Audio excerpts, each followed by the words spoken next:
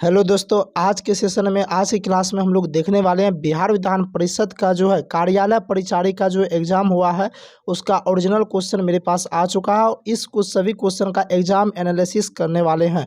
कार्यालय परिचारी का देखिए, एक चीज़ बता दें, आपका सभी पोस्ट का जितना भी पोस्ट का एग्ज़ाम हुआ था कार्यालय परिचारी में सभी पोस्ट का जो है क्वेश्चन सेम था। बशर्ते ये था कि जैसे क्वेश्चन ए क्वेश्चन बी ऐसे करके जो था ना, ढेर सारा सेट बना हुआ था, तो सेट में क्वेश्चन जो है ना किसी के 1 नंबर में वही क्वेश्चन था तो वही सेम क्वेश्चन किसी के 5 नंबर में था, लेकिन क्वेश्चन सेम था, क्वेश्चन अलग नहीं था।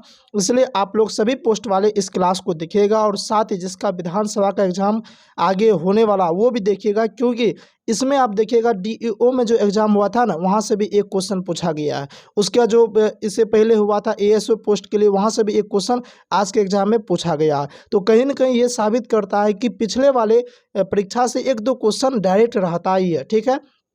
वो भी हम आपको दिखाने वाले हैं। साथ ही हम जो पढ़ाए मेरे पीडीएफ से कितना क्वेश्चन आया, सभी के सभी क्वेश्चन जो है ना वो भी आपको दिखाने वाले हैं, कितना क्वेश्चन लड़ा है पीडीएफ से। वाकई में आप जो पीडीएफ पढ़े हैं, वाकई में क्लास किए हैं, तो क्या सही में सही जगह आप पढ़े हैं कि नहीं पढ़े, वो भी आपका प्रूव हो जाएगा, ठीक है। तो चलिए आज की क्लास की हम शुरुआत करते हैं। ये आपका रह गया ओरिजिनल क्वेश्चन रह गया, तो हम तो यहाँ पे जीके करवाने वाले हैं आज के सेशन में। आप लोग कमेंट कीजिएगा तो फिर उसके बाद हम साइंस भी करवा देंगे, लेकिन आज के सेशन में जो है हम जीके करवा रहे हैं, ठीक है, क्योंकि जीके से समेत सारा कुछ यहाँ से आप देख लीजिए। 60 क्वेश्चन तो रहता ये सब सारा कुछ, और 40 क्वेश्चन जीके के पोर्शन से रहता, तो यानी कि 61 नंबर क्वेश्चन यहाँ से आपका शुरुआत होता है। तो चलिए अब जो है हम एक एक करके सभी क्वेश्चन को देखते हैं।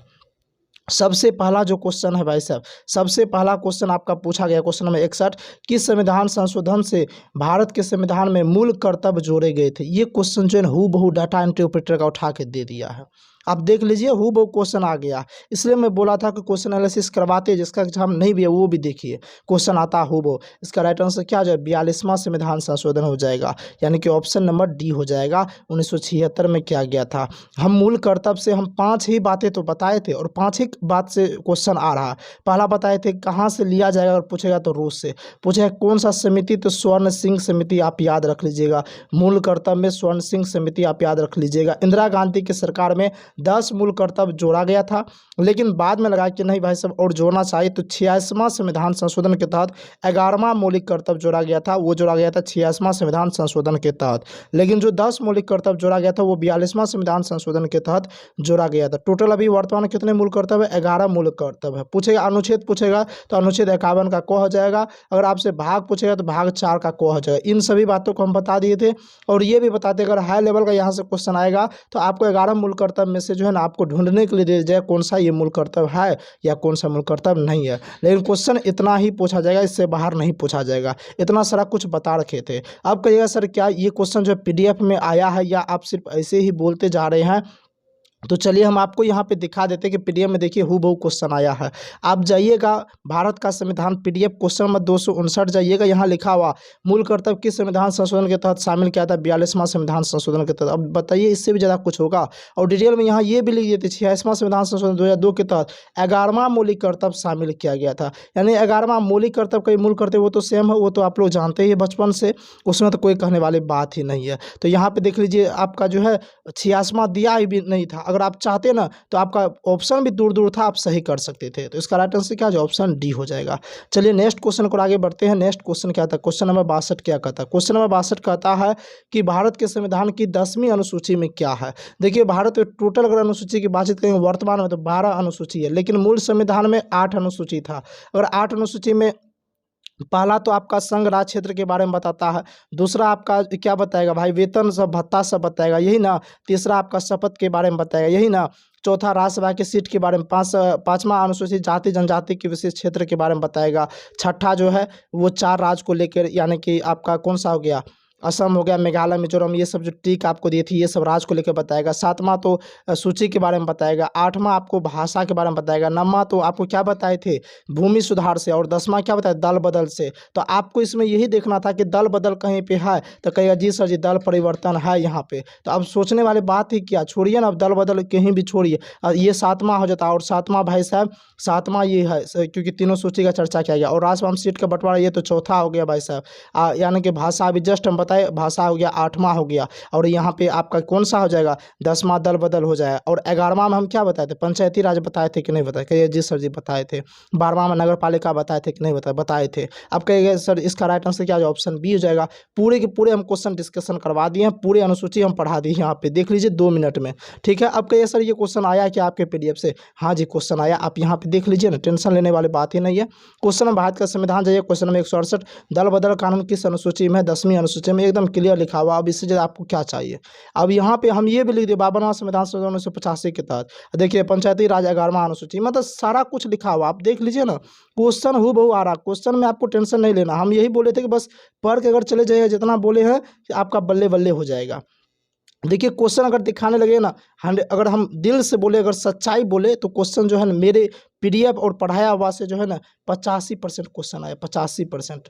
अब करंट अफेयर को छोड़ के बात कर रहे हैं, करंट अफेयर तो नहीं पढ़ाते हैं, नहीं हम पीडीएफ में देते हैं, क्योंकि होता क्या, कोई पीडीएफ लेता है 1 महीना पहले, कोई बाद लेता है, तो इसलिए हम उसको छोड़ के 85% लड़ा है। यहाँ पर देखिए क्वेश्चन नंबर 63, देखिए नीचे लिखे विषय में कौन सा संघ सूची में नहीं है। संघ सूची में नहीं है तो मतलब यानी कि आपका ये कहीं ना कहीं दिखा रहा है कि संघ सूची में नहीं है, तो संघ सूची में विदेश कार्य है, हाँ जी है। बैंक कार्य है, हाँ जी है। यानी कि संयुक्त राष्ट्र संघ है। कहिए क्या हम पढ़ाने के दौरान ट्रिक भी बताए थे, क्या बताए थे, हम बताए थे कि जब आपको लगेगा कि वो काम केंद्र सरकार से हो पाएगा, राज्य सरकार नहीं कर पाएगा, वो काम विदेश सब वाला काम होगा, यानी केंद्र सरकार ही उस पर कर सकता है, तो वो संघ सूची में चले जाएगा। आप विदेश वाला कार्य बताइए, कोई राज्य वाला जाता विदेश कार्य करने, नहीं। कौन जाता, प्रधानमंत्री जाता, राष्ट्रपति, यानी कि केंद्र सरकार करता। संयुक्त राष्ट्र संघ में कौन, केंद्र सरकार। बैंक सब भारतीय रिजर्व जितना भी बैंक चलता कौन, यानी कि अब क्या हो जाएगा, केंद्र सरकार, तो यानी कि संघ सूची में है। लेकिन कृषि भाई साहब संघ सूची में नहीं आता, ये राज्य सूची में आता। ऑप्शन डी इसका राइट आंसर हो जाएगा, ठीक है। अब कहिएगा क्या सर, अब आप ये कहिएगा क्या आपके पीडीएफ में ये क्वेश्चन है, तो चलिए हम दिखा देते, देख लीजिए यहाँ लिखा हुआ भारत का संविधान, क्वेश्चन नंबर 158, पुलिस, कृषि, स्थानीय शासन किस विषय के अंतर्गत आता है, राज सूची के विषय के अंतर्गत, यानी कृषि लिखा हुआ है, राज सूची, भारत का संविधान, क्वेश्चन नंबर 158 चले जाए। देखिए बताने के लिए अगर हम बताएंगे तो आपको हर एक क्वेश्चन बता देंगे, लेकिन इससे क्या होता जानते हैं, इससे आप लोग जो है ना काफ़ी ज़्यादा गलत कमेंट करने लगते हैं, क्योंकि जब कमेंट गलत करते हैं तो कहीं ना कहीं हमें भी ये बात लगता है कि कहीं ना कहीं ऐसा ना हो कि आपको जो है ना ये पसंद नहीं हो, ये सब दिखाना आप लोगों को पसंद नहीं आ रहा। देख लीजिए अब ढेर सारा क्वेश्चन आ रहा है, तो जैसे में आप देख लीजिए कमेंट आप लोग क्या कर रहे थे। पिछले बार जब हम इसी करके दिखाए थे A to Z, तो आप लोग का कमेंट आ रहा था कि एक काम कर मार्केट जा और बोरा बेचकर पीडीएफ बेच ले, एनालिसिस कम पीडीएफ प्रचार ज़्यादा हो रहा है। यानी कि आप लोग ऐसा कमेंट कर रहे थे कि नहीं कर रहे थे, आप खुद देख लीजिए ना, ये देख लीजिए ना, पहले मार्केटिंग ही कर ले या तो एनालिसिस करा दो, हद हो गई पीडीएफ। तो अब हम पीडीएफ नहीं करने वाले। यहाँ पे देख लीजिए, अरे भाई क्वेश्चन करो कराओ ना, बार बार पीडीएफ मेरा क्या कर रहे हो, जिसको खरीदने का खरीद लेगा, जिसको बोलने का बोलेगा, पर ना अब सारा कुछ आप लोगों का जो है ना काफ़ी ज़्यादा कमेंट कर दिए। इसलिए अब हम सोचे हैं कि हम आपको सिर्फ इतना बता देते कि 85% क्वेश्चन इसमें से आया है, लेकिन A to Z अगर हम दिखाएंगे तो फिर आप लोग ऐसा कमेंट कीजिएगा जो कि हमको भी अच्छा नहीं लगता है। तो उसी कारण जो है ना हम कुछ क्वेश्चन बीच बीच में आपको दिखा देंगे, बाद में आके विश्वास करने का आप लोग विश्वास कर लीजिएगा, ठीक है। चलिए अब हम जो एनालिसिस एकदम बढ़िया तरीके से आपको एनालिसिस करवा देते हैं। नेक्स्ट क्वेश्चन है, जोसेफ एंटेन नामक पुस्तक किसने लिखी जो कि लेखक के जीवन का स्मरण है। देखिए पुस्तक से जब भी क्वेश्चन आता है, या तो सलमान रुश्दी रहेगा, या तो अरुंधति राय रहेगा, यानी कि एक दो और है, या तो आपका अरविंद घोष भी रहता है, ठीक है। एक दो ऐसा रहता है कि जहाँ से क्वेश्चन रहता है, बाद बाकी और ज़्यादा कहीं क्वेश्चन नहीं रहता। इसका राइट आंसर क्या हो जाए, इसका राइट आंसर जो है ना ऑप्शन बी हो जाएगा। ऑप्शन बी हो जाए क्या, सलमान रुश्दी हो जाए, ऑप्शन बी इनका राइट आंसर हो जाए। अब देखिए यहाँ से क्वेश्चन इसलिए पूछा था कि ये जो है ना भारतीय है, लेकिन प्रॉपर भारतीय नहीं, यानी कि जाके इंग्लैंड में बस गया लेकिन है भारतीय, मूल भारतीय, ठीक है।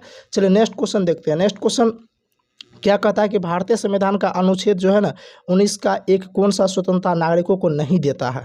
देखिए हम आपको बताते हैं अनुच्छेद 19 जो है ना अच्छा खासा आपको स्वतंत्रता देता है, और अनुच्छेद 19 के 1 के तहत आपको बोलने का अधिकार, सभा करने का अधिकार, मीटिंग करने का अधिकार देता, घूमने फिरने का अधिकार देता, कहीं ज़मीन खरीदने का अधिकार देता, शांतिपूर्वक सम्मेलन तो आप कर ही सकते हैं। तो ये सारा कुछ का अधिकार आपको कौन, बिजनेस कर सकते, व्यवसाय कर सकते, ये सारा कुछ का अधिकार कौन था, अनुच्छेद 19 का 1 देता। ये भी हम पढ़ा रखे हैं, पीडीएफ भी दिखा देते। चलिए हम आपको दिखा देते हैं, कुछ आपको दिखा देते, नहीं तो फिर भाई साहब आपके मन में भी थोड़ा सा डाउट रह जाएगा कि क्वेश्चन ज़्यादा नहीं आया ना तो कुछ बहाना बना लिए। तो आपको हम दिखा देते हैं, काहे के लिए आप बहाना बोलिएगा, लेकिन ज़्यादा नहीं दिखाएंगे क्योंकि आप लोग बार बार फिर गलत कमेंट कर दीजिएगा। देखिए व्यक्तिगत स्वतंत्रता का अधिकार जो 19 में हम बोले 6 प्रकार का स्वतंत्रता का अधिकार है। वर्तमान में देखिए 19 को विचार अभिव्यक्ति की स्वतंत्रता दी, आजीविका चलाने व्यवसाय करने का। इस तरह से हम पूरे के पूरे 19 का जो है हम पढ़ा रखे थे और PDF में भी दे रखे थे। इसका राइट आंसर क्या जो है, देखिए यहाँ पे क्या होगा, वाक स्वतंत्रता और अभिव्यक्ति, यानी कि वाक का मतलब होता है बोलना, बोलने का अधिकार। ये तो हम बोले थे कि अनुच्छेद 19 में है।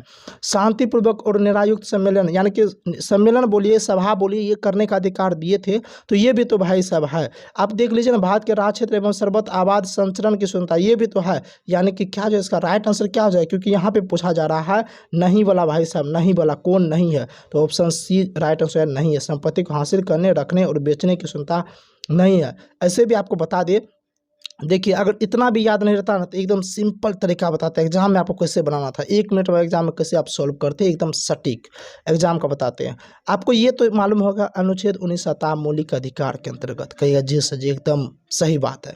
आपको ये भी मालूम होगा कि संपत्ति के अधिकार को हटा दिया मौलिक अधिकार से, तो भाई साहब मौलिक अधिकार में संपत्ति कहाँ से आएगा, मारिए ना एकदम सी और आगे बढ़िए ना। ये ट्रिक है एग्जाम में बनाने का, लेकिन हम आपको यहाँ पे एनालिसिस करवाते हैं, थोड़ा समझाना पड़ता, एक एक चीज़ को बताना पड़ता, वो अलग बात है। चलिए नेक्स्ट क्वेश्चन देखते हैं। नेक्स्ट क्वेश्चन कहता है राज्यसभा का सभापति कौन होता है।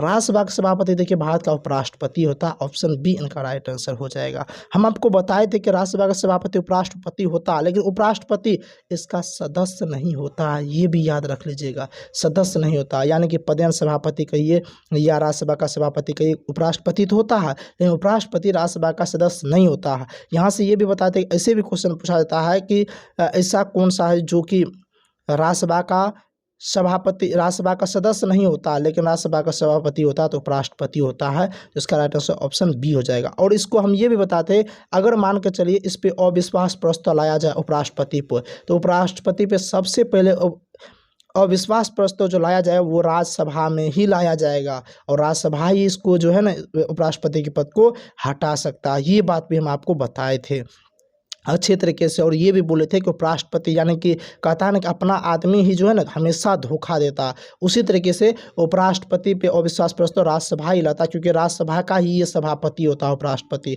इसका राइट आंसर क्या जो ऑप्शन बी हो जाएगा। देखिए आज के सेशन में हम एनालिसिस एकदम अच्छे तरीके से करवा रहे हैं, और जो है ना हम थोड़ा बहुत आपको दिखा भी रहे हैं कि चलिए क्वेश्चन आया कि नहीं। आप यहाँ पे देख सकते हैं, रुकिए 1 मिनट थोड़ा, हाँ यहाँ पे देख लीजिए आप, भारत का संविधान क्वेश्चन नंबर 40 नहीं, ये जो है आप राजनीतिक प्रणाली ले जाइएगा आप PDF, और उसमें देख लीजिए राज्यसभा का पदेन सभापति कौन होता है, उपराष्ट्रपति होता है। यहाँ लिखिए तो उपराष्ट्रपति राज्यसभा का सदस्य नहीं होता, याद रख लीजिएगा। चलिए नेक्स्ट क्वेश्चन देखते हैं।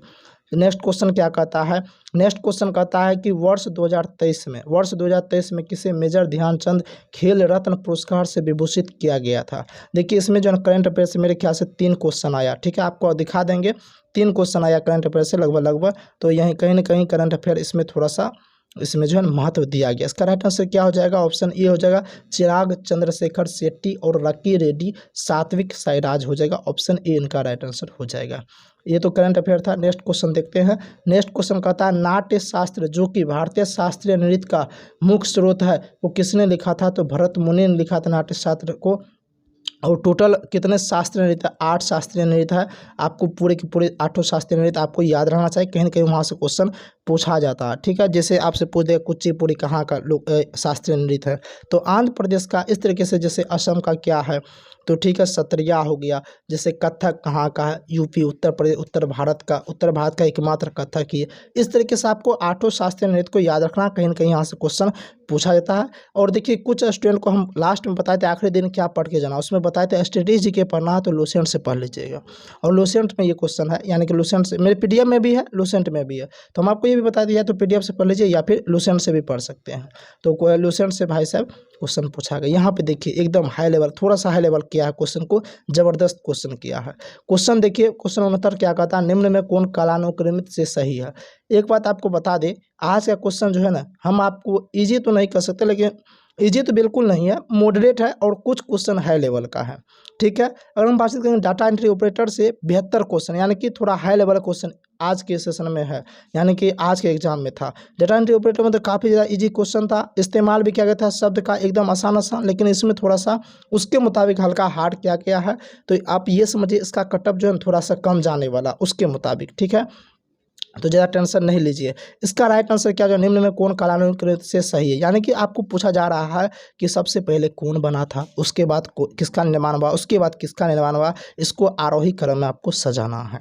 तो आप यहाँ पे देख लीजिए। देखिए ये टिक को आप लोग मत समझिए, ये आप लोग में से किसी ने क्वेश्चन भेजा तो उसमें पहले से टिक लगा हुआ था। हम जो बताएंगे वो राइट आंसर होगा। देखिए इसमें हम आपको बता देते हैं, इस भी आपको याद नहीं भी था, कोई टेंशन नहीं था। एग्जाम में आपको बताते सॉल्व करने का तरीका। आपको इतना तो जरूर मालूम होगा कि अकबर ने फतेहपुर सीकरी का जो है ना निर्माण किया था, अकबर ने, ये आपको मालूम होगा। तो ठीक है, चलिए अच्छी वाली बात है। अच्छा, शाहजहां का निर्माण तो एकदम आप पूरे बदनाम क्वेश्चन है। शाहजहां का निर्माण किसने किया? शाहजहां ने करवाया था ना अपना बेगम की याद में, कहिए जी सर एकदम शाहजहां ने। और आपको ये भी मालूम होगा कि अकबर के बाद ये शाहजहां आया था। शाहजहां पहले नहीं आया था, पहले अकबर, पहले बाबर, बाबर, जहांगीर, अकबर, ठीक है। ये बाबर के बाद जैसे हुमायूं आया, ये सब अपना हुमायूं, उसके बाद जैसे अकबर आया, हुमायूं के बाद बाबर के बाद हुमायूं, हुमायूं के बाद अकबर आया, तो उसके बाद ना भाई साहब शाहजहां सब आया। कहिए जी सर जी, तो पहले अकबर, तो पहले अकबर अगर फतेहपुर सीकरी जमाया तो पहले फतेहपुर सीकरी खोजना है, यानी कि ताजमहल से पहले फतेहपुर सीकरी होना चाहिए, जो कि यहाँ पे नहीं है। यहाँ पे चलिए देख रहे हैं, हाँ यहाँ पे तो ताजमहल से पहले फतेहपुर सीकरी है। चलिए कोई बात, यहाँ भी ताजमहल से पहले फतेहपुर सीकरी है। यहाँ देखिए फतेहपुर सीकरी बाद में, यानी कि ताजमहल से पहले होना चाहिए फतेहपुर सीकरी, जो यहाँ नहीं है। ऑप्शन दो ऑप्शन तो आपका ऐसे छांट दिए। अब आ जाता है कुतुब मीनार की बातचीत। अच्छा आप याद कीजिए कुतुब मीनार का निर्माण किसने करवाया था? कहिएगा सर ऐसे तो दो तीन शासक था, लेकिन इल्तुतमिश आप बोलते हैं, और इल्तुतमिश के बारे में आपको मालूम होगा ये दिल्ली सल्तनत का शासक था, न कि दिल्ली सल्तनत का, ना कि, और ये सब कहाँ का था भाई साहब? ये सब तो आपको मालूम होना चाहिए एकदम से, मुगल साम्राज्य का था, और ये दिल्ली सल्तनत का। पहले दिल्ली सल्तनत तब ना मुगल साम्राज्य। कहिएगा जी सर जी, तो दिल्ली सल्तनत का पहले था, यानी कुतुब मीनार सबसे पहले होना चाहिए। अब ऑप्शन खोजिए कौन सा ऑप्शन होगा। कहिएगा सर जी ऑप्शन मारिए बी एकदम से। इस तरीके से आपको सॉल्व करना था एग्जाम में, अगर डेट याद नहीं था। ऐसे अगर आपको डेट याद था कौन कब बना था तो कोई दिक्कत नहीं, मतलब आपको एक सॉल्व करने का तरीका भी होता है। तो ऑप्शन बी इसका राइट आंसर हो जाएगा। नेक्स्ट क्वेश्चन देखते हैं, नेक्स्ट क्वेश्चन क्या कहता है। नेक्स्ट क्वेश्चन कहता है ए बैच ऑफ ओल्ड लेटर्स किताब किसने लिखी है? ये किताब किसने लिखी है? तो कुलदीप नैयर ने लिखी। किसने लिखी है? कुलदीप नैयर ने। Option C right answer. पुस्तक से दो क्वेश्चन रहता है तो क्वेश्चन आया था। चलिए नेक्स्ट क्वेश्चन देखते हैं कौन सा है। नेक्स्ट क्वेश्चन कहता है निम्न व्यक्तियों द्वारा राष्ट्रपति बनने का सही कालानुक्रम क्या? इसलिए हम क्रम पूरे अच्छे तरीके से बता दिए थे, आपको बोले थे ये सारा कुछ जब हम पढ़ाए थे तो ये बताए थे। अब देखिए इसमें जो है ना एकदम आसान दिया है, हार्ड नहीं दिया। क्वेश्चन अगर हार्ड करना चाहता इसको कर सकता था, लेकिन आसान ही क्वेश्चन दे दिया। देखिए नीलम संजीव रेड्डी, नीलम संजीव रेड्डी की अगर बातचीत करेंगे ना 1977 से लेकर 82 तक रहे थे। कब से? 1977 से लेकर 82 तक रहे थे राष्ट्रपति के पद पे। उसके बाद ज्ञानी जेल सिंह है, उसके जस्ट बाद आया था। ज्ञानी जेल सिंह की बातचीत करेंगे तो 82 से लेकर 87 तक रहे थे। उसके बाद आर वेंकट रमन जस्ट इसके बाद आया, ये 87 से लेकर 92 तक रहे थे। और उसके जस्ट बाद भाई साहब शंकर दयाल शर्मा आ गया, और ये 92 से लेकर 97 तक रहे थे। यानी कि लगातार आपको दे दिया, लगातार दे दिया, तो आप भी लगातार ऑप्शन टिक कर देते। इसका राइट आंसर क्या हो जाएगा? ऑप्शन बी हो जाएगा। यानी कि सबसे पहले 1 2 3 4, यानी पहले नीलम संजीव रेड्डी, फिर ज्ञानी जेल सिंह, फिर आर वेंकट रमन, फिर शंकर दयाल शर्मा। चलिए नेक्स्ट क्वेश्चन की बातचीत करते हैं। नेक्स्ट क्वेश्चन क्या कहता है? नेक्स्ट क्वेश्चन कहता है, ये तो एकदम आसान क्वेश्चन है, लेकिन आसान क्वेश्चन में जो थोड़ा सा घुमाने के लिए दे दिया, लेकिन जब हम आपको प्रैक्टिस सेट करवाए थे तो वहाँ हम ये क्वेश्चन करवाए थे। यहाँ क्वेश्चन पूछा अखिल भारतीय राजनीति में गांधी जी का पहला साहसिक कदम कौन सा था? देखिए ये साहसिक जो है ना एकदम आपको फंसाने के लिए, आपको एकदम से बर्बाद करने के लिए दिया गया, ताकि आप कन्फ्यूजन में आ जाए। आपको मालूम है गांधी जी का पहला कदम कौन सा था? चंपारण सत्याग्रह था 1917 ईस्वी में। राजकुमार शुक्ल ने लखनऊ अधिवेशन में जाके बोला था ये, तो 1917 ईस्वी में ये जाके चंपारण सत्याग्रह किए थे, और ये सफल भी रह गया था। ये किसान आंदोलन था। और बातचीत करें इसमें जो है ना 3 कठिया पद्धति को समाप्त किया गया था 3/20 भाग को। ये सारा कुछ हम चंपारण सत्याग्रह एकदम बढ़िया से पढ़ा रखे हैं, PDF में भी है, जाके देख सकते हैं। किसी को अगर ऐसा लग रहा है कि बार बार PDF यूज कर रही है, कौन सा PDF की बातचीत कर रहा है, तो वो PDF के लिए जो स्टूडेंट, देखिए एक PDF तैयार किया गया आप लोग के एग्जाम के दृष्टिकोण से। जिसका भी बिहार विधानसभा का एग्जाम होने वाला है, उसका 1 महीना के बाद आपका एग्जाम जो है ना 1 से 1.5 महीना के अंदर अंदर आपका एग्जाम हो जाएगा। तो अगर आप चाहते हैं 1 महीना में अच्छी तैयारी करने के लिए, तो आप मेरा PDF परचेज करके तैयारी कर सकते हो। वहाँ से क्वेश्चन काफ़ी ज़्यादा आया है, आप प्रूफ भी देख रहे हैं, तो इसलिए अब विश्वास हो गया है। तो आप PDF चाहते हैं परचेज करने के लिए, तो डिस्क्रिप्शन में एप्लीकेशन का लिंक दिया गया, आपको क्या करना है वो एप्लीकेशन डाउनलोड कर लेना है और वहाँ जाके एक बैच दिया गया है PDF वाला, वहाँ जाके आप परचेज कीजिएगा। तो वहाँ पे जो है आपको परचेज अगर आप जैसे ही कीजिएगा तो आपको वहाँ से PDF मिल जाएगा। अभी डिस्काउंट चल रहा है, वहाँ पे अगर चाहे जाइएगा तो आपको डिस्काउंट मिल जाएगा, या फिर डिस्क्रिप्शन में नंबर दिया गया, या दूसरा विधि क्या है, डिस्क्रिप्शन में नंबर दिया गया, उस नंबर पे आपको व्हाट्सअप मैसेज करना है, व्हाट्सअप मैसेज कीजिएगा, आपको PDF मिल जाएगा। ठीक है, व्हाट्सअप पे भी PDF आपको वहाँ पे PDF मिल जाएगा, तो व्हाट्सअप मैसेज कर दीजिएगा। अगर डिस्क्रिप्शन में लिंक नहीं है तो आपका व्हाट्सअप नंबर होगा, व्हाट्सअप नंबर पे संपर्क करके आप PDF परचेज कर सकते हैं बहुत ही कम फी में, और एकदम से जो है उस पर अभी ऑफर चल रहा है, जिसको चाहिए आप लोग ले लीजिएगा। वहाँ से क्वेश्चन आता है, उसी PDF की हम यहाँ पे चर्चा करते हैं। ठीक है, चलिए नेक्स्ट क्वेश्चन की बातचीत करते हैं कि 1943 ईस्वी में आज़ाद हिंद फौज और अस्तित्व में आई थी कहाँ पे भाई साहब। यानी कि देखिए क्वेश्चन एकदम फालतू का इधर उधर कर दिया। क्वेश्चन राइट है, आज़ाद हिंद फौज का पुनर्गठन किसने किया था, कहिएगा सुभाष चंद्र बोस ने किया था। कब किया था, 1943 ईस्वी में। कहाँ किया था, सिंगापुर में किया था। ऑप्शन सी को मारिए गोली, ऑप्शन सी इसका राइट आंसर हो जाएगा। किसका, क्वेश्चन नंबर 73 का राइट आंसर क्या हो जाएगा, ऑप्शन सी इनका राइट आंसर हो जाएगा। चलिए अच्छी वाली बात है, लेकिन अगर हम वही बातचीत करेंगे ना भाई साहब, 1942 ईस्वी में ये पुनर्गठन किए थे 1943 में। ठीक है, लेकिन 1942 में भाई साहब आपका जो है ना ये इसका गठन हुआ था, इसका गठन हुआ था, लेकिन मोहन सिंह के नेतृत्व में। लेकिन पुनर्गठन की बातचीत करेंगे 1943 का यहाँ चर्चा किया गया है, इसलिए सिंगापुर हो जाएगा। लेकिन 1942 का था तो मलाया हो जाता। ठीक है, ये मलाया हो जाता, 1942 अगर रहता तब जाके मलाया होता, लेकिन भाई साहब आपका क्या है, आपका 1943 दिया, इसलिए सिंगापुर हो जाएगा। नेक्स्ट क्वेश्चन को आगे बढ़ते हैं। नेक्स्ट क्वेश्चन क्या कहता है, नेक्स्ट क्वेश्चन कहता है भारत के विभाजन के समय भारतीय राष्ट्रीय कांग्रेस के अध्यक्ष कौन थे। देखिए भारत के विभाजन के समय कहिए या भारत के आज़ादी के समय कहिए, बात तो भाई साहब बराबर ही हो गया। तो कौन थे, JB कृपलानी थे, ऑप्शन बी राइट आंसर हो जाएगा। देखिए 1940 से लेके भाई साहब 1946 तक जो है ना कौन रहे थे, 6 साल तक कौन रहा था, कहिएगा मौलाना अबुल कलाम आज़ाद रहे थे। कौन रहा था, मौलाना अबुल कलाम आज़ाद रहे थे, और ये सबसे युवा भी सबसे ज़्यादा समय तक भी रहे, 6 वर्ष तक ये लगातार रहे थे, इस बात को भी याद रखिएगा। लेकिन 1946 के बाद जो है ना भाई साहब 1947 में JB कृपलानी बन गए थे। तो आज़ादी के समय कहिए या भारत के विभाजन के समय कहिए, क्योंकि इस भी तो वही है, क्योंकि हमारा भारत जो विभाजन हुआ, भारत और पाकिस्तान बना, तो वो तो 1947 में ही बना, 15 अगस्त को ही, या 14 अगस्त कहिए, 14 अगस्त को विभाजन हुआ, 15 अगस्त को देश आज़ाद हुआ। तो यानी कि आप JB कृपलानी इसका राइट आंसर जो है ऑप्शन बी राइट आंसर हो जाएगा। अब कहिएगा क्या सर ये क्वेश्चन क्या आपके PDF में, हाँ वैसे भाई PDF में तो सब क्वेश्चन है, लेकिन चलिए हम आपको ये दिखा देते हैं ताकि आपको जो है ना थोड़ा बहुत बीच बीच में दिखाएंगे तब तो आपको विश्वास होगा। यहाँ देख लीजिए लिखा हुआ कि भारत का विभाजन स्वीकार किए जाने के समय कांग्रेस का अध्यक्ष JB कृपलानी था। ठीक है, अब इसे स्पष्ट किया हम आपको बता सकते हैं। चलिए नेक्स्ट क्वेश्चन की ओर आगे बढ़ते हैं। नेक्स्ट क्वेश्चन कौन सा है, नेक्स्ट क्वेश्चन क्या कहता है, नेक्स्ट क्वेश्चन कहता है वर्ष 1946 में गठित अंतरिम कैबिनेट की अध्यक्षता किसने किया था।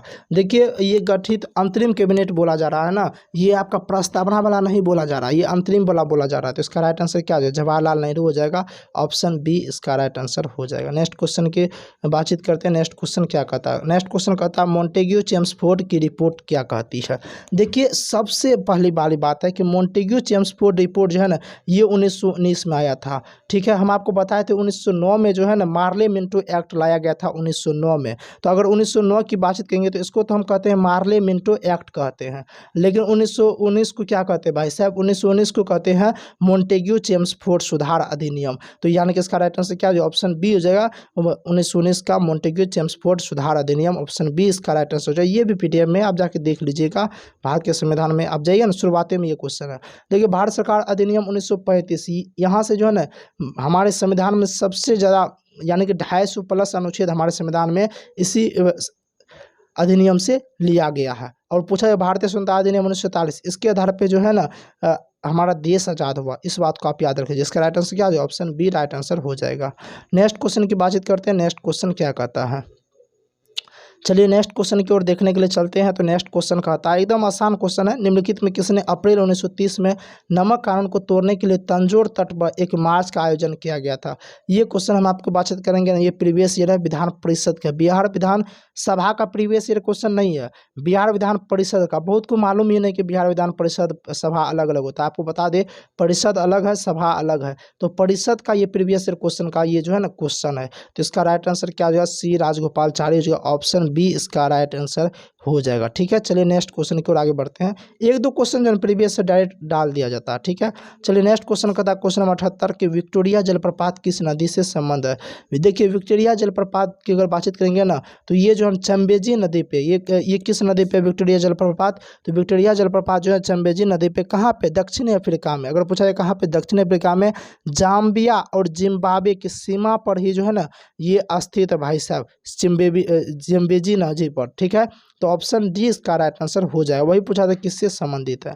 नेक्स्ट क्वेश्चन की बातचीत करेंगे। नेक्स्ट क्वेश्चन कहता है, निम्नलिखित नदियों में से कौन सी सबसे लंबी नदी है? देखिए, अगर सबसे लंबी नदी पूछा जाता तब कुछ और हो जाता। ठीक है, सबसे बड़ी नदी अमेजन रहती है, लेकिन आपका निम्नलिखित पूछ दिया ना, तो यानी कि ये चारों ऑप्शन में आपको देखना था कि सबसे लंबी नदी कौन सी है। तो सबसे लंबी नदी अगर चारों ऑप्शन की बात करेंगे तो अमेजन नदी हो जाएगा। ऑप्शन ए इसका राइट आंसर हो जाएगा। अगर इसकी लंबाई की बातचीत करेंगे ना, तो 6400 किलोमीटर है। इसका लंबाई कितना? 6400 किलोमीटर है। तो इस तरीके से आप कह सकते हैं ये जो है ना भाई साहब थोड़ा सबसे लंबा नदी हो गया। अगर बातचीत करेंगे कांगो नदी की बातचीत करेंगे ना, तो कांगो नदी की लंबाई 4100 के आसपास है। अगर वहीं बातचीत करेंगे, अगर कांगो नदी की बातचीत करेंगे, ये अफ्रीका की दूसरी सबसे लंबा नदी है।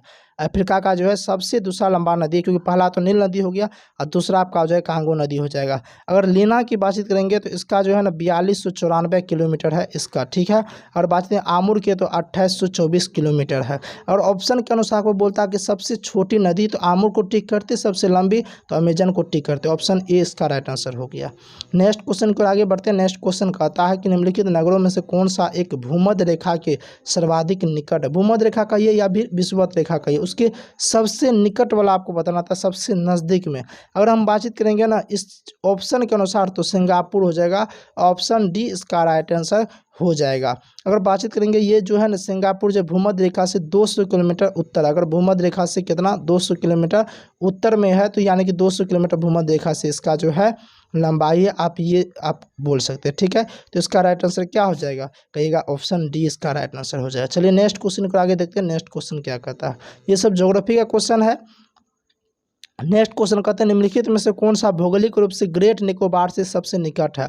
यानी कि भौगोलिक रूप से ग्रेट निकोबार जो है ना भाई साहब, ग्रेट निकोबार से सबसे नज़दीक की अगर बातचीत करेंगे ना, तो सबसे नज़दीक हो जाएगा आपका कौन सा? सुमात्रा हो जाएगा। अगर इसकी बातचीत करेंगे कितना किलोमीटर है, तो 1192 किलोमीटर है। ठीक है, ग्रेट निकोबार से जो है ना सुमात्रा की दूरी 1192 किलोमीटर है। तो इसका सबसे नज़दीक हो जाएगा ऑप्शन ए राइट आंसर है। अगर बोर्निया की अगर बातचीत करेंगे ना, तो बोर्निया भाई साहब 2398 किलोमीटर, कितना? 2398 किलोमीटर है ग्रेट निकोबार से बोर्निया की दूरी। तो इस तरीके से अगर देखिए, फिर श्रीलंका से ज़्यादा दूर है, जावा दूर है, तो सबसे नज़दीक सुमात्रा। ऑप्शन ए इसका राइट आंसर हो जाएगा। नेक्स्ट क्वेश्चन की बातचीत करेंगे। नेक्स्ट क्वेश्चन क्या कहता है? कहता है टिहरी पनबिजली कॉम्प्लेक्स निम्नलिखित में से किस नदी पर अवस्थित है? तो देखिए भागीरथी नदी पर अवस्थित है। ऑप्शन बी राइट आंसर हो जाएगा। टिहरी बांध भी अगर आप ये भी सोच के अगर थोड़ा बहुत मार देते हैं ना, तो आपका राइट आंसर हो जाता है कहीं ना कहीं। ठीक है, क्योंकि ज़रा ये हार्ड क्वेश्चन नहीं है। टिहरी पनबिजली का, टिहरी बांध, ये सब जो है फेमस क्वेश्चन है, बदनाम क्वेश्चन है। ठीक है, नेक्स्ट क्वेश्चन देखते हैं। नेक्स्ट क्वेश्चन क्या कहता है? कहता है तपोवन विष्णुगढ़ जल विद्युत परियोजना कहाँ अवस्थित है? तो देखिए तपोवन विष्णुगढ़ जल विद्युत परियोजना जो है ना, एक चीज़ हम आपको बता देते हैं, बताए नहीं है, अधिकांशतः क्वेश्चन जो है ना कहीं से प्रीवियस ईयर उठाया, चाहे बिहार एसएससी का, चाहे बीपीएससी का, कहीं ना कहीं से जो है ना प्रीवियस ईयर क्वेश्चन उठा के एकदम से दे दिया गया है। क्योंकि जब हम पहली बार क्वेश्चन देखे ना, तो हमको लगा कहीं ना कहीं ये प्रीवियस ईयर क्वेश्चन तो नहीं है पिछला साल का, लेकिन जब चेक किए तो प्रीवियस नहीं था, तो पता चला, तब मुझे ऐसा लग रहा है अधिकांशतः क्वेश्चन पहले कहीं ना कहीं पूछा हुआ क्वेश्चन ही यहाँ पे हूबहू छाप दिया गया है, नया क्वेश्चन आपका नहीं बनाया गया। तो इसका राइट आंसर क्या है, उत्तराखंड हो जाएगा। तपोवन विष्णुगढ़ जल विद्युत परियोजना ऑप्शन बी उत्तराखंड में स्थित है। तो क्या हो जाएगा इसका राइट आंसर, कहिए उत्तराखंड। अच्छा, ये जो है ना उत्तराखंड में चमोली जिला में है, ठीक है, ये बात आप याद रख लीजिएगा। नेक्स्ट क्वेश्चन को आगे बढ़ते हैं। नेक्स्ट क्वेश्चन क्या कहता है, अगर एनालिसिस अच्छा लग रहा है तो आप इस चैनल को सब्सक्राइब कर लीजिए, बेहतर रहेगा, मेरा भी हेल्प हो जाएगा और आपका भी हेल्प हो जाएगा, ठीक है। और अच्छा लगा तो लाइक कम से कम कर दीजिए। उम्मीद करते हैं आप लोग वीडियो देखते हैं, लाइक नहीं करते, लाइक कीजिए, कम से कम मुझे भी तो मोटिवेशन मिलेगा ना। नेक्स्ट क्वेश्चन देखते हैं, निम्नलिखित स्थानों में से कहाँ सोम्पेन जनजाति पाई जाती है। सोम्पेन जनजाति की बातचीत करेंगे ना, कहाँ पाई जाती है, तो निकोबार द्वीप समूह पाई जाती है। ऑप्शन 20 का राइट आंसर हो जाएगा। ये क्वेश्चन भी हम प्रैक्टिस सेट में करवा रखे हैं। और आपको बता दें, जब भी जनजाति पूछा जाता है तो आपको एक चीज़ बता देते हैं, ये भी प्रीवियस ईयर है, आपके एग्जाम का प्रीवियस ईयर क्वेश्चन है। आपको एक चीज़ बता देते हैं कि जब भी जनजाति पूछा जाता है ना, तो या तो अंडमान का, या तो निकोबार का, या तो लक्षद्वीप का, यही सबसे जो है ना जनजाति अधिकांशतः पूछा जाता है, ठीक है। अगर यहाँ से नहीं पूछा गया तो आपका जो है ना ये सातवाहन वाली राज्य है ना, वहाँ से पूछा जाता है। चलिए नेक्स्ट क्वेश्चन देखते हैं। नेक्स्ट क्वेश्चन कहता है, निम्नलिखित में किस नदी का उद्गम स्थल भारत में नहीं। एकदम आसान क्वेश्चन है, क्योंकि ब्यास, चिनाब, रावी सबका है, सतलज का नहीं है। सतलज का कहाँ पे, तो सतलज का है ना इसका तिब्बत में, कहाँ पे, तिब्बत में है, ठीक है। तो ऑप्शन डी इसका राइट आंसर हो जाए। ये तो एकदम आसान क्वेश्चन था।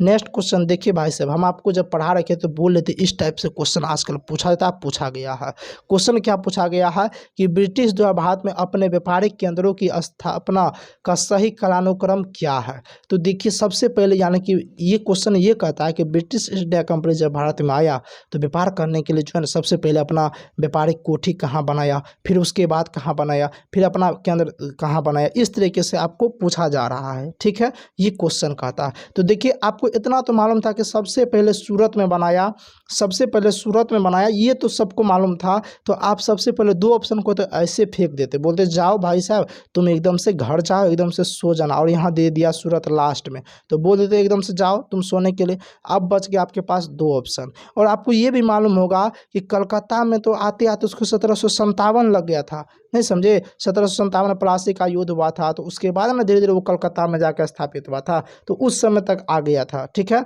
मतलब उसके आसपास। तो यानी कि आप कह सकते हैं इसका राइट आंसर क्या हो जाए, कलकत्ता लास्ट जाना चाहिए। तो राइट आंसर ऑप्शन बी हो जाए, सूरत, फिर मद्रास, फिर बम्बई, कोलकाता, यानी कि राइट आंसर ऑप्शन बी हो जाएगा। अगर इस पर याद नहीं भी है कोई दिक्कत नहीं, थोड़ा कॉमन सेंस लगाते हैं क्वेश्चन बन जाता। नेक्स्ट क्वेश्चन देखते हैं।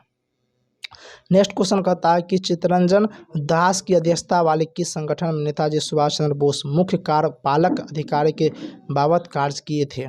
इसका आप लोग आंसर देख लीजिएगा क्या होगा। हालांकि ये क्वेश्चन ना ही पढ़ाए नहीं जो है आपके पीडीएफ में है। नेक्स्ट क्वेश्चन देखते हैं, गवर्नमेंट ऑफ इंडिया एक्ट 1919 के द्वारा निम्नलिखित में से किसे स्थापित किया गया था। देखिए 1919 को क्या कहते हैं आप अभी जस्ट हम बताएं, मोंटेस्क्यू चेम्सफोर्ड सुधार अधिनियम कहते हैं, और उसके तहत द्वैत शासन लाया गया था, काउंसिल ऑफ स्टेट्स नेचुरल शासन ये सब लाया था, यानी कि यह सभी ऑप्शन डी आप टिक कर सकते हैं मेरे ख्याल से।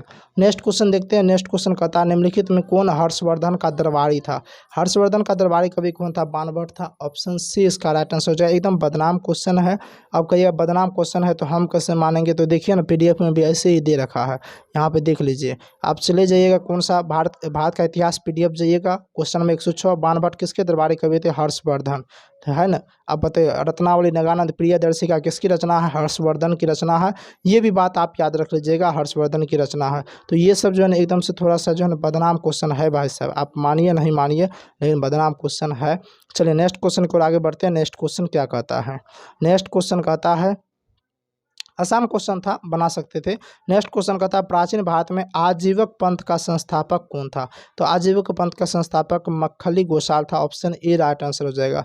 ये पीडीएफ भाई साहब जिसने भी भेजा है ना, पीडीएफ तो हम बनाए लेकिन क्वेश्चन जिसने भेजा फोटो खींच के, उसका वो जो है एग्जैक्ट देख लेगा कि मेरा कितना सही है, क्योंकि वो पहले ही टिक करके रखा है क्वेश्चन में, ठीक है, और वो देखते चले जाएगा इसका राइट आंसर क्या है। देखिए अमीर खुसरो का आध्यात्मिक गुरु कौन था। तो अमीर खुसरो का आध्यात्मिक गुरु निजामुद्दीन औलिया था। ऑप्शन बी इसका राइट आंसर हो जाएगा।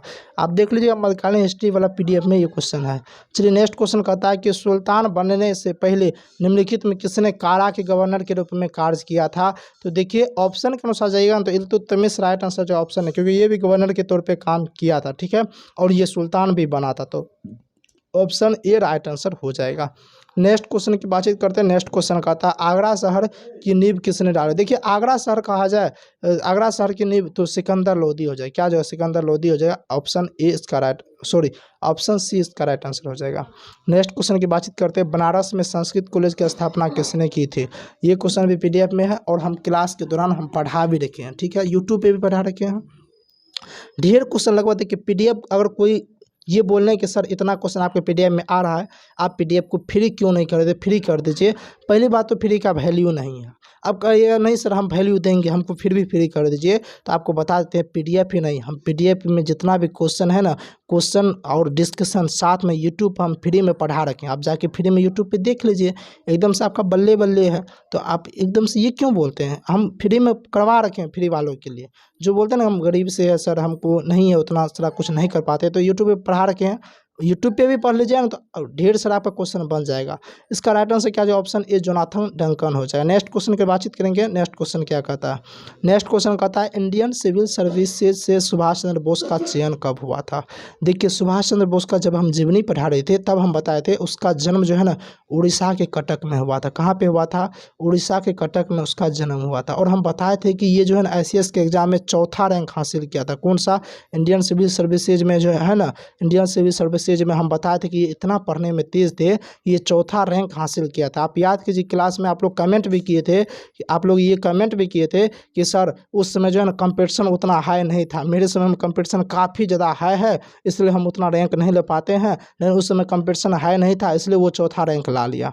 तो ऐसी वाली बात नहीं थी, उस समय में कंपटीशन हाई था, क्योंकि उस समय में पूरे ब्रिटिश के अंतर्गत जो है ना ढेर सारा कुछ देश आता था, वो सबको मिला के एग्जाम होता था, उसमें चौथा रैंक हासिल किया था सुभाष चंद्र बोस ने, इतना पढ़ने में तेज थे। तो ये कब किया था, तो इसका ये कब किया था भाई साहब आप लोग बताइए। तो 1920 ईस्वी में किया था। ऑप्शन बी राइट आंसर हो जाएगा। आप याद कीजिए हम पढ़ा रखे थे, ये सब चीज़ बताए भी थे, ठीक है। और हम इस पे हंसी मजाक वाला बात भी किए थे, आप याद कीजिए। यहाँ से क्वेश्चन आया कि नहीं आया, इसलिए बोलते हैं किसी भी चीज़ को मजाक में नहीं लेने के लिए। नेक्स्ट क्वेश्चन है शीतकालीन ओलंपिक खेल किस वर्ष प्रारंभ हुए थे। ये तो मेरा पीडीएफ में भी है और आप जाके देख लीजिए लूसेंट में भी है। तो इसका राइट आंसर क्या जाएगा, यानी कि 1924 हो जाएगा, और जो कि सबसे पहली बार फ्रांस हो जाएगा, ठीक है। पहली बार पूछेगा कहाँ से, तो फ्रांस, और ईस्वी पूछेगा तो 1924 इसका राइट आंसर हो जाएगा। नेक्स्ट क्वेश्चन कहता है भारत में पहले मध्यावधि चुनाव लोकसभा के लिए डैश हुए थे। तो देखिए मध्यावधि जो चुनाव हुआ था सबसे पहली बार 1980 ईस्वी में हुआ था। ऑप्शन डी इसका राइट आंसर हो जाएगा। नेक्स्ट क्वेश्चन की ओर आगे बढ़ते हैं। नेक्स्ट क्वेश्चन क्या कहता है, कहता है भारत के एकमात्र राष्ट्रपति जो निर्विरोध निर्वाचित हुए थे। ये पढ़ाने के दौरान हम बता दिए थे कि जो निर्विरोध का मतलब ये होता है कि जिसके विरोध में कोई खड़ा नहीं था, ये अकेले खड़ा था, कोई इसके विरोध में खड़ा नहीं हुआ था, उसको बोलते हैं निर्विरोध निर्वाचित जीत हुआ था। तो ऑप्शन सी राइट आंसर हो जाएगा, नीलम संजीव रेड्डी इसका राइट आंसर हो जाएगा। अगर बातचीत करेंगे सबसे लंबा कार्यकाल पूछ देगा ना तो डॉक्टर राजेंद्र प्रसाद हो जाएगा, या पूछ देगा प्रथम राष्ट्रपति तो डॉक्टर राजेंद्र प्रसाद हो जाएगा, या फिर पूछ देगा कि आपका लगातार 2 बार तो भी डॉक्टर राजेंद्र प्रसाद हो जाएगा, ठीक है। तो इसका राइट आंसर क्या हो जाएगा, ऑप्शन सी हो जाएगा, ठीक है। इस तरीके से आप देखते जाइए एक एक करके, क्योंकि यहाँ से क्वेश्चन आता है जिसका एग्जाम होने वाला बिहार विधान सभा का नहीं हुआ 1 से 1.5 महीना में होगा। आप लोग ये सब क्वेश्चन कीजिए, यहाँ से 1-2 क्वेश्चन तो हूबहू आ जाए भाई साहब। और दूसरा बात आपको आइडिया आएगा क्वेश्चन कहाँ कहाँ से पूछा जा रहा है, कहाँ कहाँ से क्वेश्चन पूछा गया, ठीक है। तो अगर सही मैंने में आपको वीडियो अच्छा लगा तो वीडियो को लाइक शेयर जरूर कीजिए। और जिसको पीडीएफ चाहिए भाई साहब डिस्क्रिप्शन में एप्लीकेशन का लिंक है, वहाँ से भी आप डाउनलोड करके ले सकते हैं, या फिर आप नंबर दिया गया उस पर व्हाट्सएप मैसेज कीजिए, वहाँ से भी आपको पीडीएफ मिल जाएगा। नेक्स्ट क्वेश्चन का था 73वां संशोधन डैश में वर्णित राजनीति निर्देशक तत्वों के एक प्रावधान को प्रभावी के लिए लाया गया है। बहुत अच्छी वाली बात है एकदम से। पहला बात तो राज का नीति निर्देशक तत्व बोला गया है, तो सब अनुच्छेद राज का नीति निर्देशक तत्व का पालन करता है। दूसरी बात 73वां संविधान संशोधन बोल दिया। जब हम पंचायती राज पढ़ाए थे तो आप याद कीजिए पंचायती राज के बारे में हम नहीं बताए थे कि आपसे अगर अनुच्छेद पूछेगा तो अनुच्छेद 40 को टिक करना है, पूछेगा किसके अंतर्गत आता है तो राज के नीति निर्देशक तत्व के अंतर्गत आता है, पूछेगा आपसे कि कौन सा जब आप याद कीजिए अनुसूची पढ़ाए थे तो वहाँ भी बताते कौन सा अनुसूची के अंतर्गत आता है, तो आप याद कीजिए 11वीं अनुसूची के अंतर्गत आता है। और 11वीं अनुसूची में ये भी बताते कौन सा संविधान संशोधन के तहत, तो 73वां संविधान संशोधन के तहत। ये सारा कुछ पंचायती राज से हम करवा रखे थे। तो भाई साहब पंचायती राज कौन सा आ जाएगा, 73वां संविधान संशोधन। भाग भी आपको बताए थे, और भाग को आपको कमेंट करके बताना है कि बताइए पंचायती के बारे में जो है पंचायती राज के बारे में किस भाग में चर्चा किया, ये आप लोग कमेंट करके बताइए। काफ़ी आसान क्वेश्चन है। अनुच्छेद 40 तो हम बता दिए थे 73वां संविधान संशोधन के तहत, लेकिन आप पकड़ नहीं पाए क्वेश्चन को। आपको लगा ये 73वां संविधान संशोधन बता दिए, तो ये 3 जगह PDF में है, 3 जगह पढ़ाते हुए। एक अनुसूची जाइएगा वहाँ भी पढ़ाते हैं, वहाँ भी PDF में है। दूसरा जब पंचायती राज पढ़िएगा, पंचायती राज वाला PDF वहाँ भी दिया गया है। तीसरा जब संविधान संशोधन जाइएगा तो वहाँ भी दिया गया है। तो ऑप्शन ए इसका राइट आंसर हो जाएगा एकदम से। चलिए नेक्स्ट क्वेश्चन, थोड़ा सा घुमाया तो क्वेश्चन ज़्यादा घुमाया था भी नहीं, ठीक है, इसलिए आप एकदम से टेंशन एकदम आपको लेने का ज़रूरत ही नहीं था। नेक्स्ट क्वेश्चन देखते हैं, नेक्स्ट क्वेश्चन क्या कहता है। नेक्स्ट क्वेश्चन कहता है भारत के नियंत्रक एवं महालेखा परीक्षक का कार्यकाल कितने वर्षों का होता है। आपसे एक क्वेश्चन पूछते हैं, आप लोग कमेंट करके बताइएगा, देखते किसको किसको मालूम है, क्योंकि हो सकता है मेरे ख्याल से अगला एग्जाम में जो है ना ये क्वेश्चन पूछा जा सकता है कि भारत का महान्यायवादी का जो है ना कार्यकाल कितने वर्ष का था। महान्यायवादी, आपको ये कमेंट करके बताना है कि भारत का महान्यायवादी का कार्यकाल कितना वर्ष का आता है। देखते हैं किसको किसको राइट आंसर इनका मालूम है। आप सब यही क्वेश्चन पूछा गया था कि भारत के नियंत्रक महालेखा परीक्षक कार्यकाल कितने वर्ष का होता है। आप जाइए राजनीतिक प्रणाली क्वेश्चन नंबर 132, देखिए हूबहू है 6 वर्ष या 65 वर्ष का होता है। आंसर इसका क्या होगा, 6 वर्ष या 65 वर्ष हो जाएगा। हाँ चलिए, यहाँ तो इसका राइट आंसर क्या होगा। चलिए अब आप ही बताइए कि इस ऑप्शन के अनुसार क्या होना चाहिए। 65 वर्ष तो दिया नहीं है, 6 वर्ष दिया है, तो ऑप्शन ए इसका राइट आंसर 6 वर्ष हो जाएगा। हाँ, महान्यायवादी का आपको बताए थे कि देखिए महान्यायवादी का कोई भी कार्यकाल नहीं होता, याद रख लीजिएगा। और ऑप्शन में जो है ना 6 वर्ष देखिए फंसाया जाता है, तो आप याद रख लीजिएगा 6 वर्ष 2 वर्ष रहेगा ऑप्शन में। तो आपको इसका अनिश्चित यानी कि इसका कोई कार्यकाल नहीं होता, यानी कि इसका निर्धारित किया ही नहीं गया, ठीक है। तो महान्यायवादी कोई कार्यकाल नहीं होता, याद रख लीजिएगा, क्योंकि आपके एग्जाम में पूछा जा सकता है। तो आज के सेशन में हमने जीके का पूरे के पूरे अच्छे तरीके से एनालिसिस करवा दिए हैं। अगर सही मन में अच्छा लग रहा है, अब कुछ चाहिए, आप सोच रहे हैं कि सर साइंस का भी करवा दीजिए, तो अगर आप लोग कमेंट कीजिए, कम से कम अगर 10 कमेंट भी आ जाएगा ना, तो हम आपको चैनल पे जो है ना आपका साइंस का भी एनालिसिस करवा देंगे। फिर अगर कमेंट कीजिएगा तो फिर हम जो है आपका रीजनिंग का भी, मैथ का, सब का करवा देंगे। लेकिन इससे पहले अगर साइंस के लिए कमेंट कीजिएगा तो साइंस लिख के 10 कमेंट कम से कम कीजिएगा। 10 कमेंट अगर साइंस वाला आ गया तो साइंस का करवा देंगे। उम्मीद करते हैं अच्छा लगा तो वीडियो को लाइक करें, शेयर करें, और चैनल पर पहले चैनल को सब्सक्राइब जरूर कर ले। मिलते हैं नेक्स्ट क्लास में, तब तक के लिए जय हिंद।